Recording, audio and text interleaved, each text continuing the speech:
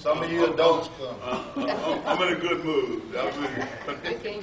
Do you like children? No, children right here, right here. Children of the Most High God. I'm in good. Annika. Where they going? Okay, all right, we're good. Frank. We just read, unless you come as little children, you can in no wise enter into the kingdom of God. Amen. And that reminds me, Pastor, thank you, Amen. of a book called The Rainbow Fish. And this is a book about the most beautiful fish in the oceans. His shells were blue and green and purple, and they had silver shells sprinkled in between.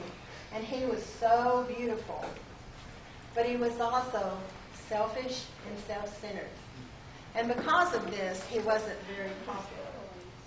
One day, a little blue fish came up to the rainbow fish, and he asked him if he could have one of his scales, because it was so shimmering and beautiful and it would make him feel better. The rainbow fish said no. He wasn't going to part with one of his beautiful scales. And he went on his way, but he got to thinking about how lonely he was. He was so unpopular, nobody wanted to play with him. But after all, he was too beautiful to play with him anyway. But it began to bother him. And so finally he shared with the starfish his problem. And the starfish told him to go talk to the wise old octopus. And the old octopus told him that if he wanted to be truly happy, he needed to give one of his shells to each of the little fish. Rainbow fish said, thank you, but he wasn't about to do that. No way was he going to give up his little shells. They were too beautiful. But as time went on, he just got lonelier.